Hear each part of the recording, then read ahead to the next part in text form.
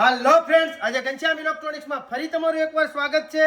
આજે ઘનશ્યામ ઇલેક્ટ્રોનિક્સ તમારા માટે લઈને આવ્યું છે વોલ્ટાસ 2026 નું latest model. Cooling capacity 5000, GST bill સાથે ખાલી ને ખાલી 30,999.